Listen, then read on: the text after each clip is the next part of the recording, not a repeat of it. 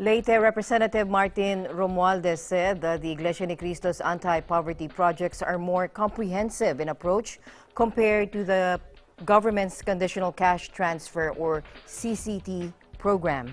Romualdez lauded the church for its housing and livelihood projects for the Yolanda survivors in Leyte. The CCT program critics, meanwhile, claim that it doesn't address the fundamental problems in the country, or at least guarantee long-term solutions that could reduce poverty in the Philippines. Anything to alleviate the impoverished kasi that's still basically top issue yan eh. Yung marginalized impoverished kasi di ba may tayong mga CCT.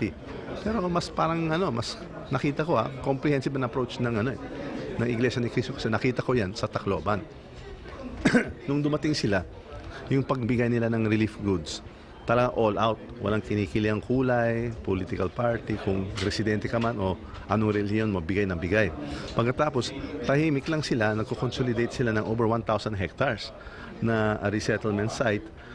Not only for resettlement, but it would have farming, food processing, livelihood centers, and yung housing nila, hindi itong mga temporary, yung maayos talaga ng tirahan. May kapilya, may eskwelahan, kompleto eh. It's a complete whole township. He added that it's admirable that the INC is the only one group who took on several projects which addressed the major needs of the Yolanda survivors, like he said, shelter, jobs, and food, and he thanked and admired the, quote, malasakit of the Iglesia Ni Cristo Executive Minister, Brother Eduardo V. Manalo. So we all out support their programs, particularly in the poorest of the poor region, our region, Eastern Visayas. And napaka-grateful kami.